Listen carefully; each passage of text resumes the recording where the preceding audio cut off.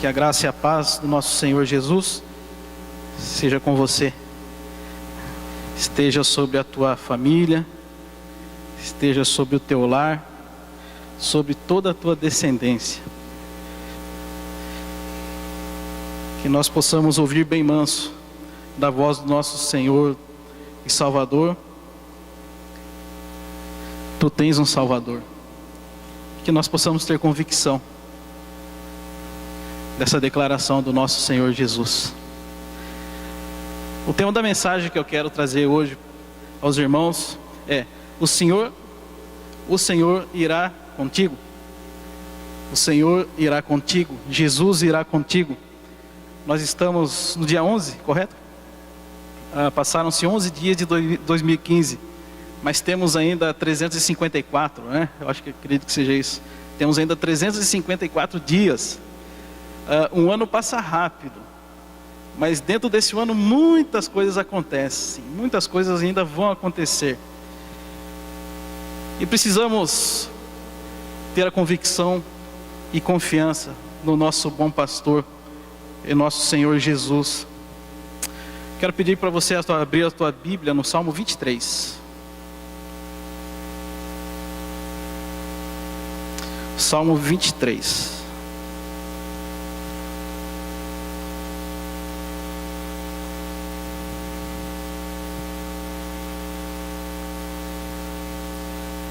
Diz assim o Salmo 23, salmo conhecido, né? Salmo bem conhecido de todos nós. Diz assim: o Senhor é meu pastor e nada me faltará. Ele me faz repousar em pastos verdejantes, leva-me para juntos das águas de descanso, refrigera minha alma, guia-me pelas veredas da justiça, por amor do seu nome. Ainda que eu ande pelo vale da sombra da morte, não temerei mal nenhum, porque tu estás comigo, o teu bordão e o teu cajado me consolam. Preparas-me uma mesa na presença dos meus adversários, unge-me a cabeça com óleo, o meu cálice transborda. Bondade e misericórdia certamente me seguirão todos os dias da minha vida, e habitarei na casa do Senhor para todo sempre. Amém. Salmo de confiança, que seja essa nossa confiança no nosso bom pastor. Quinta-feira, 24 de outubro de 1929. Quinta-feira, 24 de outubro de 1929. Mais conhecida como a Quinta-feira Negra, também chamada do período da Grande Depressão. A Grande Depressão teve início em 1929 nos Estados Unidos. E foi por toda a década de 30. Durou quase 10 anos. Até então nos Estados Unidos havia emprego para todo mundo, os preços caíam, a produtividade agrícola era em série, né? Era incentivada, as pessoas consumiam bastante, estava indo tudo bem, até que surgiu um termo chamado American Way of Life, estilo de vida americano, um orgulho, um grande orgulho. Estava tudo bem, economia boa, para que vamos nos preocupar? Mas do dia 23 para o dia 24 de outubro de 1929, houve uma quebra, quando os valores das ações das bolsas de Nova York, New York, Stock Exchange caíram drasticamente. Drasticamente. De um dia para o outro. Milhares de acionistas perderam literalmente tudo que tinham, da noite para o dia. Você imagina as pessoas dormirem hoje ricos, abastados, muito tranquilo, e acordar na segunda-feira sem absolutamente nada. Todas as suas ações, todos os seus dinheiros haviam sido perdidos. Muitos empresários não sobreviveram à crise e foram à falência. Uma vez os empresários, indo à falência, não conseguiram pagar aos bancos o empréstimo que eles faziam. Consequentemente, os bancos também foram à falência. Essa quebra trouxe desemprego e falência. Esses milionários que descobriram da noite para o dia que ficaram pobres, se suicidaram. Há relatos que em um dia só, em apenas um dia, ocorreram 11 suicídios. Veja bem, nós estamos falando dos Estados Unidos. Mas estamos falando de 1929. Em um dia, 11 suicídios. Essa crise também trouxe consequências ao Brasil. O Brasil era exportador de café para os Estados Unidos. Estados Unidos, um grande comprador. Uma vez que estavam em crise, também não poderiam mais comprar café do Brasil. O nosso governo brasileiro, para dar um jeitinho na economia, para não desvalorizar o café, comprou toneladas e toneladas de café e botou fogo em tudo. Queimaram tudo o café para segurar o preço. Hoje vivemos numa crise também. Parece que a economia nossa não está boa, vivemos uma instabilidade econômica. Os preços estão subindo. As pessoas estão falando, nós assistimos os noticiários, as pessoas dizem, as pessoas estão comprando menos. Esse fim de ano, esse Natal, parece que a compra foi mais suave. As pessoas não se aventuraram tanto em fazer dívidas e comprar presentes para todo mundo. Algumas pessoas entrevistadas diziam, olha, ano passado eu comprei presente para a família toda, hoje eu só comprei para mim, para o meu esposo e para os meus filhos. Temos aí um cenário político nojento, deplorável, carcomido pela corrupção. Um país tão grande como o nosso, um país com tanta capacidade, está sendo carcomido por vermes que estão roubando o nosso dinheiro. Temos a crise hídrica. Temos falta de água, não temos falta de água? A projeção de alguns meteorologistas para o fim de dezembro, para fevereiro, é de que chova menos do que o esperado. E nós precisávamos exatamente que chovesse mais, porque as nossas represas, nossos reservatórios estão secando. E segundo a meteorologista, se chover bem, talvez em março. Fora isso, nós teremos muito calor. Esperamos em Deus, em Cristo, que esse quadro mude. Esperamos um milagre da parte do nosso Deus. Vimos também um relato de uma montadora que demitiu 800 funcionários via correio. Alguns receberam a carta dia 30 de dezembro. Se preparando para a ceia, receberam a carta dizendo que estavam sendo demitidos. E agora eu quero fazer uma pergunta. Como está a tua expectativa para 2015? Como está o teu coração? Olhando para todas essas coisas, para todo esse quadro político, econômico do nosso país. Você tem os seus problemas, você tem as suas lutas, que certamente entraram com você no ano de 2015. E eu faço a pergunta, como está o teu coração? Você está ansioso, desanimado? Como você vai iniciar o ano de 2015? Vamos voltar à Bíblia aqui no verso 1 do Salmo 23. Olha o que o salmista diz, o Senhor é o meu pastor, e nada me faltará. Será que nós podemos dizer isso hoje, olhando para todo esse cenário político, econômico, climático? Será que nós podemos, com muita convicção, com muita paz no coração, olhar para tudo isso que está acontecendo, olhar para os desafios da nossa vida e dizer, o Senhor é meu pastor e nada me faltará?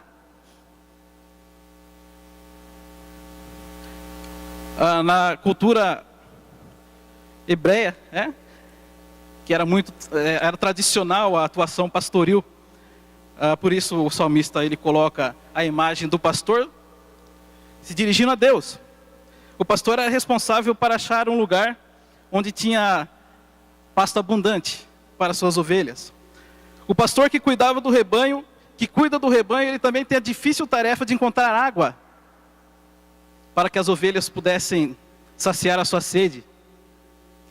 O pastor ele tem a difícil tarefa de proteger o seu rebanho e também de guiar o seu rebanho. Agora olhando para o Evangelho de João, não precisa abrir se você quiser anotar aí, ou se você quiser abrir, fica à vontade. Mas não há necessidade. Jesus, em João 10, no verso 7, ele diz, eu sou a porta das ovelhas. Se alguém entrar por mim, salvar-se-á, entrará e sairá e achará pastagens. No verso 11, Jesus diz, eu sou o bom pastor dá vida pelas ovelhas. Quem é o teu pastor?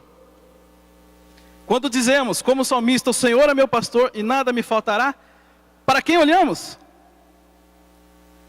Olhamos para o nosso emprego, olhamos para o nosso chefe, olhamos para o nosso curso, olhamos para a nossa poupança, para a nossa conta corrente. Olhamos para Dilma, embora devemos orar por ela. Olhamos para o Alckmin, para o Panúzio, ou olhamos para Jesus? Jesus nos convida a entrar por Ele porque Ele é o caminho, a verdade e a vida. Somente Jesus pode fazer Deus ter um sentido em nossas vidas, pois Ele morreu e ressuscitou por nós.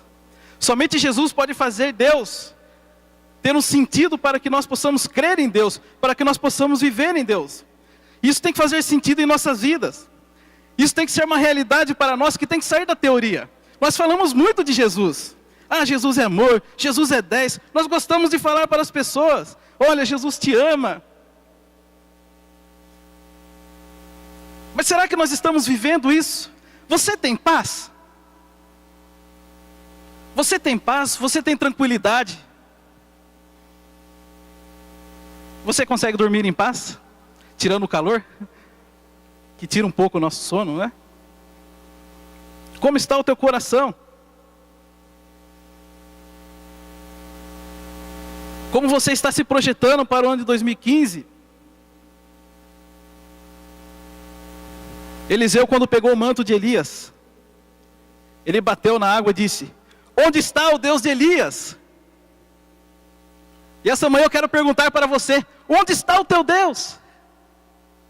E isso você pode saber quando você olha para a tua vida, como você se comporta diante das situações de adversidade.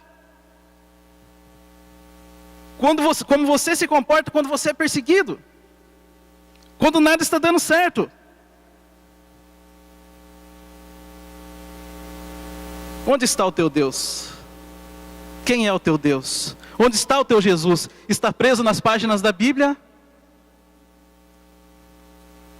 Está preso em algum livrinho por aí? Ou Ele vive e reina soberano em tua vida? Jesus, Ele diz no Evangelho de João 14, 24: eu deixo-vos a paz. Eu dou a minha paz a vocês. Eu não dou como o mundo dá. Eu não dou paz como um remédio pode te dar paz. Eu não te dou paz quando o economista ele diz para você: olha, estamos bem, a nossa economia está boa, vamos ter emprego. Não é essa paz. Jesus ele diz: não se turbe o vosso coração, não se atemorize, não se agite, não fique correndo de um lado para o outro desesperado. Eu lembro na minha infância, faz aí não muito tempo, tenho 35 anos ainda, eu sou muito jovem, né? Bebezão da mãe. Eu lembro que minha avó tinha galinheiro na casa dela, e todo domingo tinha aquele franguinho gostoso, sabe? Franguinho fresco, frango com quiabo, né? Minha avó mineira. E eu lembro quando ela ia pegar o frango, né? Para matar, ela matava o frango. Sendo horrível, né? Eu não gosto de ver isso aí. E quando você pega o frango para matar, ele começa a se bater, né? A galinha se bate e começa a gritar. Porco então nem se faz. Já viram matar porco? Como ele grita. E às vezes parece que nós somos assim. Nos debatemos demais, nos gritamos demais. Demais da conta. Parece que esquecemos do nosso Jesus, do Jesus que a gente prega.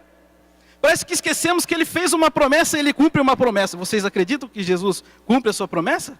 Vocês creem na promessa de Jesus? Então Ele tem uma promessa e Ele diz: eu vou deixar a minha paz com vocês. Na verdade eu estou dando a minha paz para vocês. Paz que o mundo não pode dar. Não tenham medo.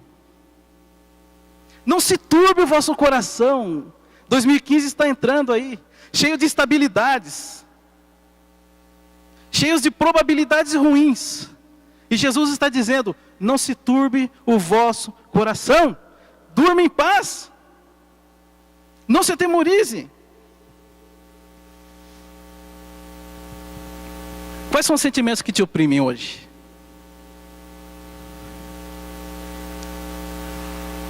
O que é que está tirando a sua paz? Diante de situações não favoráveis, há sentimentos que roubam a nossa paz.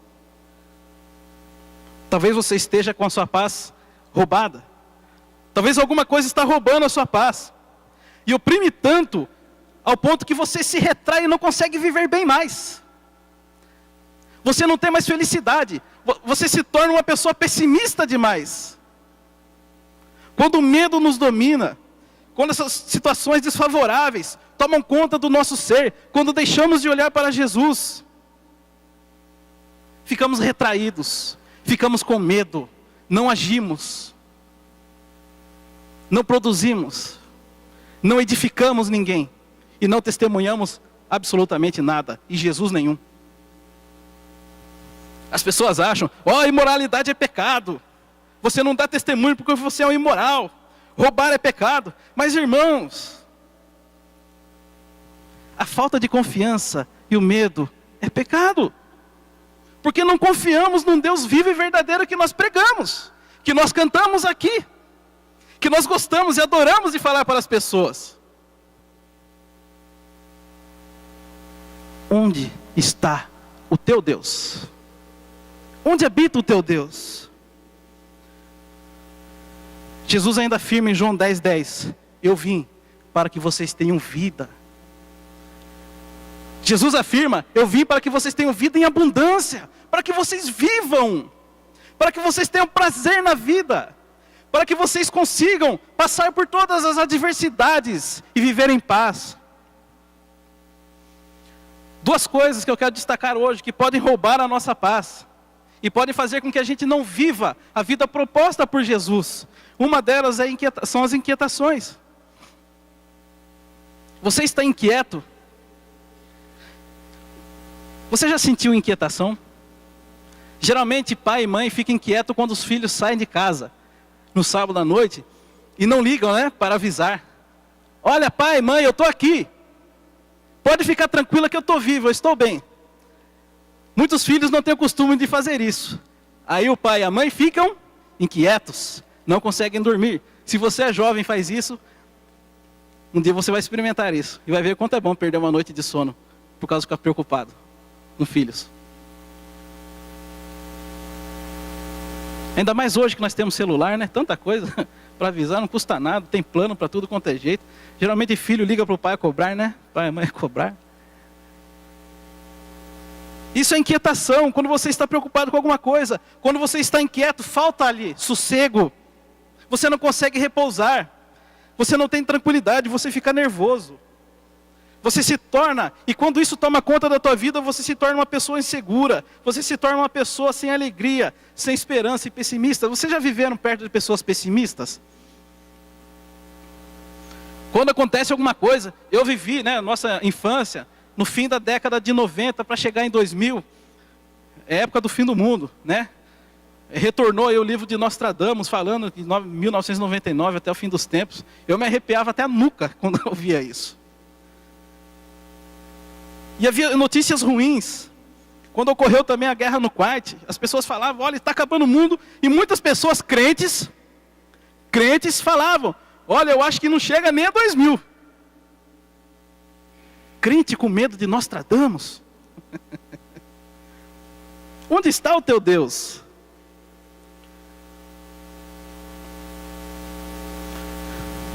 Vamos olhar o versículo 2, por favor.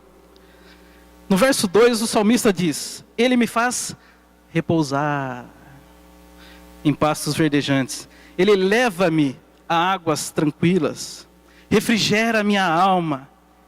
Guia-me também por veredas da justiça, por amor do teu nome. Talvez o Salmo 23 seja um dos mais malhados.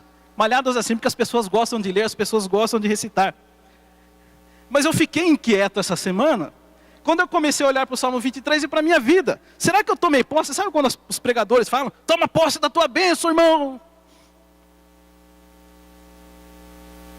Será que eu tomei posse dessa confiança do Jesus vivo que habita em mim? Será que eu consigo viver e caminhar em paz? Ele me faz repousar. Ele me faz descansar. Ele me conduz tranquilamente a lugares onde eu possa saciar a minha sede. Ele refrigera a minha alma. Ele traz refrigério. E ainda numa tradução mais literal do Salmo, diz, ele restaura a minha alma. Ele traz de volta tudo aquilo, a alegria, a esperança que eu perdi. Onde está a tua esperança? Onde está a tua alegria?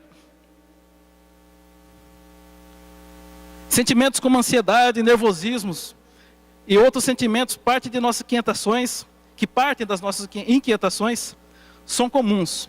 Ora, uma hora ou outra a gente fica ansioso. Uma hora ou outra eu fico inquieto.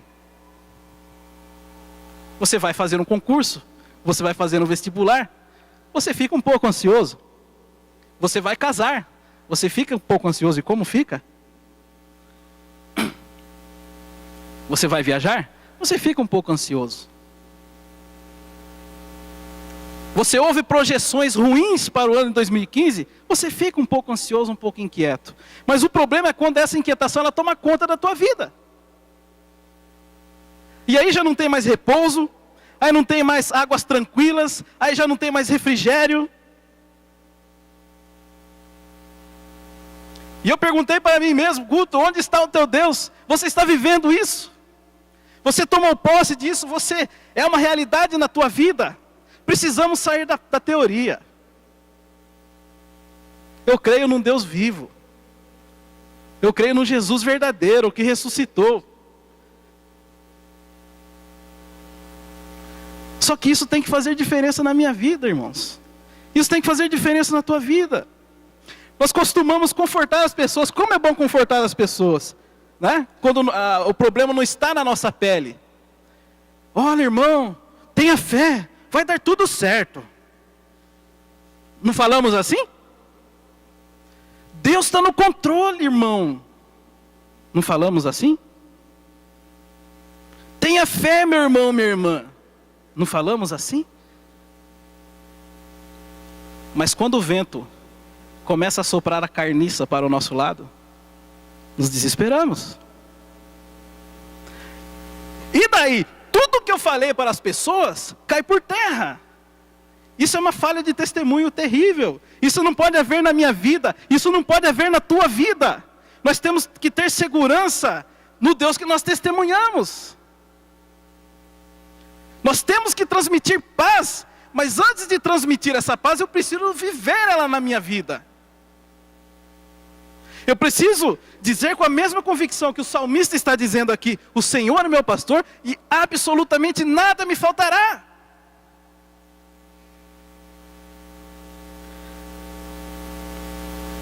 Tem uma música que nós cantávamos, não cantamos mais, né? Acho que não tem nada de errado nessa música, porque era um salmo, Salmo 125:1. Os que confiam no Senhor são como o monte Sião, que não se abalam, mas permanecem para sempre. Não se abalam. Os que confiam no Senhor não se abalam. E me pergunto, que espécie de crentes estamos sendo hoje para testemunhar lá fora para as pessoas? Será que as pessoas têm segurança quando olham no Jesus da minha vida? Oh, fulano de tal é crente, ele fala bonito, dá um testemunho. Mas aí ele passa por dificuldades e cai. Ele se prostra. Ele começa a questionar. E aí eu quero fazer uma menção do livro de Ezequiel 37. Quando Deus coloca Ezequiel em uma visão, no vale de ossos secos. Deus numa visão transporta Ezequiel numa visão para um vale. E esse vale estava cheio de ossos sequíssimos. E esses ossos representavam a casa de Israel. E Deus, diante daquela visão, pergunta para Ezequiel: filho do homem, poderão reviver todos esses ossos? Ezequiel 37. E Ezequiel dá a resposta a Deus, que para mim, na minha humilde opinião, é a resposta mais inteligente que eu já ouvi em toda a Bíblia. Que uma pessoa se direciona a Deus. A resposta mais inteligente que eu ouvi na Bíblia me impressiona até hoje. Porque nós questionamos demais a Deus. Ah, Deus, por que está acontecendo isso na minha vida? Por que isso? Por que aquilo? Deus coloca Ezequiel numa situação terrível e pergunta: essa situação, Ezequiel, ela pode mudar? Ezequiel olha para Deus e diz: Senhor Deus, Tu o sabes. Tu o sabes. Será que nós dizemos isso para Deus na nossa vida hoje, diante das circunstâncias? Será que nós paramos de debater, de se machucar, de correr de um lado para o outro, de ficar nervoso, de perder o sono. Olhar para a situação, olhar para Deus e dizer: Senhor, Tu o sabes. Isso é segurança, isso é paz, isso é convicção. Isso são coisas verdadeiras que Deus dá para nós.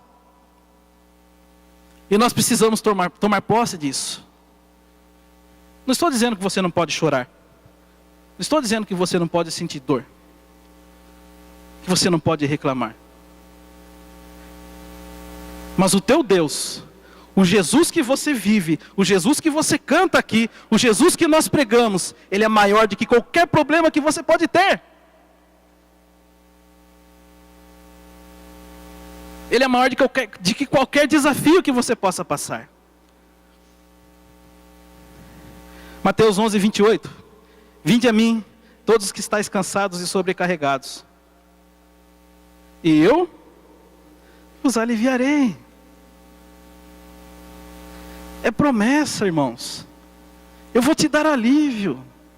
Não se turbe o vosso coração. Outro grande sentimento que pode roubar a nossa paz é o medo. Quem nunca teve medo? Eu na minha infância já fui muito medroso. Eu tinha medo até de apertar a descarga de casa, porque o barulho que ela fazia um barulho medonho. Lembra aquelas descargas de caixa que ficavam na parede, você puxava assim? Eu era pequenininho, eu puxava já com o pé pronto para correr. Eu era muito medroso, eu tinha muito medo. Tinha medo de temporal.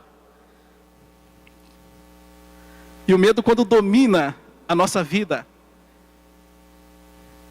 ele se torna prejudicial. O medo, no entanto, é uma válvula. O medo é um sensor que nos previne de colocar a nossa vida, integridade física, moral, espiritual, psicológica em risco. Você não vai abrir um forno e enfiar a cabeça lá dentro, porque você tem medo. Você não vai atravessar a rua ali sem olhar, embora muitos façam isso, porque você tem medo. E esse é o medo natural, esse é o medo que cuida de nós, né? É uma válvula, um sensor que Deus colocou na nossa vida, para que a gente não coloque a nossa vida em risco, para que a gente pense e raciocine. Isso é perigoso, eu não vou mexer nisso. No entanto, alguns casos, o medo ele vai se tornando tão forte que ele passa a ser, não medo mais, mas fobia. Você tem fobia de alguma coisa? Algumas pessoas têm fobia de ficar em lugar fechado, em lugar que tem muita gente, elevador, de algum bicho, aranha, barata, ou tem alguns que têm de aves. E quando acontece a fobia, ela é uma antecipação do medo, da ansiedade. E a sua característica mais importante, principal da fobia, é que ela te bloqueia. Você não consegue fazer nada. Você fica travado, você não consegue agir. Você não consegue dialogar com aquilo que dá medo em você. Você não consegue olhar para o objeto do teu medo. Você não consegue enfrentar o teu medo.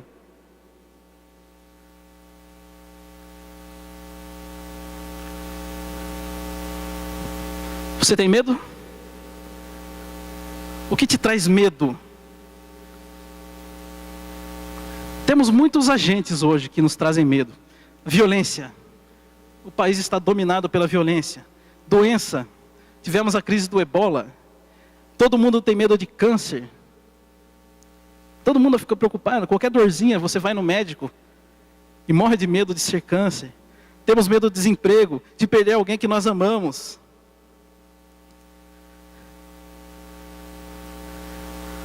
Grande problema, quando o medo é maior na tua vida, ele faz com que Jesus, com que Cristo deixe de significar algo na tua vida. Quando o medo te domina, Jesus passa a ser apenas religião. Quando o medo te domina, Jesus se resume talvez a uma imagem. Imagem, bonequinho. Ele não te fez para isso. Ele não morreu na cruz para que você tenha medo. E o salmista ele vem no verso 4 agora. Ele diz: ainda que eu ande pelo vale da sombra da morte, não temerei mal nenhum. Ainda que eu ande pelo vale da sombra da morte, não temerei mal nenhum, porque tu estás comigo. O teu bordão e o teu cajado me consolam. Será que é essa a nossa reação diante do medo? Diante das expectativas ruins? Quando Jesus está realmente em nossa vida, temos convicção da tua presença. E assim nenhum mal pode nos abalar. Nenhum mal pode tomar conta da minha vida, ao ponto de que eu não consiga fazer mais nada e apenas viver em função desse mal. Os fabricantes de medicamentos, de calmantes, estão batendo palma até com os pés. O que tem de gente tomando remédio para poder dormir, para ficar calmo, para não ter crises de nervo. Jesus nos liberta, não só do pecado. Diminuímos o campo de atuação de Jesus em nossas vidas. Ah, Jesus me liberta do pecado, aleluia, glória a Deus, não sou mais escravo do pecado, mas sou escravo do medo. Jesus, ele te liberta do medo. Você precisa crer nisso, você precisa tomar posse disso, você precisa viver nisso, para que você tenha vida, e vida em abundância.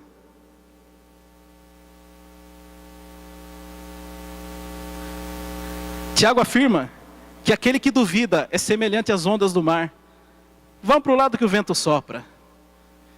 Não consegue segurar em ninguém. Não consegue ter apoio nenhum. Não tem um farol. Não tem um forte. Ficam correndo desesperados. Essas são as pessoas que não têm fé. Onde está o Jesus que você prega? Onde está o Jesus que você vive? Jesus, uma vez andando sobre o mar, os discípulos atônitos e falam: credo, é um fantasma. E Jesus diz: tem bom ânimo, calma, fique em paz, sou eu, sou Jesus. Nós cantamos aqui agora há pouco: faz-me ouvir a tua voz. Você consegue ouvir a voz de Jesus dizendo: tem bom ânimo, sou eu.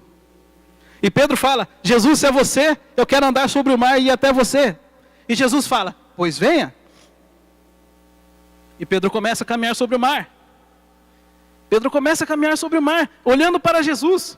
Mas a partir do momento que Pedro começa a olhar para o vento, Pedro começa a olhar para as ondas, ele começa a afundar. Pedro começa a afundar porque ele tirou os olhos de Jesus. E Jesus diz: homem de pequena fé, eu sou o caminho, eu sou a verdade, eu sou a vida. Só Jesus pode dar isso para nós. Ora, sem fé é impossível agradar a Deus. Não podemos ser dominados pela dúvida. Temos que crer, temos que viver, temos que testemunhar em nossas vidas essa confiança quando falamos: o Senhor é meu pastor e nada me faltará. Verso 6. Bondade e misericórdia certamente te seguirão todos os dias da tua vida. E você habitará na presença. E você viverá na presença de Deus, de Jesus, todos os dias da tua vida. Isso te traz segurança? Isso te traz paz? A confiança em Jesus faz que a gente tenha certeza de que a bondade e misericórdia de Deus nos acompanharão todos os dias da nossa vida. Isso nos fará descansar. Esta confiança nos livra de toda a opressão do medo. Esta confiança nos livra de toda inquietação e faz com que a gente viva em paz. Se tem uma coisa que Deus quer que você sinta na tua vida, é segurança nele. Você desfrute da paz nele. Não tem nada pior que o medo que as inquietações, para fazer com que você seja oprimido e viva preso no medo. Não adianta falar de opressão de pecado. Não adianta falar que adultério é pecado. Não adianta falar que pornografia é pecado, que o roubo é pecado, se você é oprimido pelo medo e pelas inquietações. Porque também é pecado. Porque o teu Deus, Ele vive e reina. É um Deus verdadeiro, é um Deus vivo, é um Deus que está com você.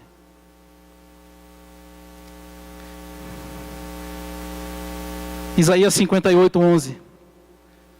Marca aí para você ler na tua casa depois do almoço. Isaías 58:11.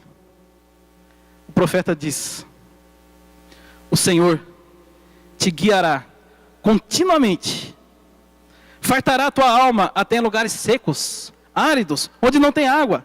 Ele fortificará os teus ossos, e você será como um jardim regado, e como um manancial cujas águas nunca faltam.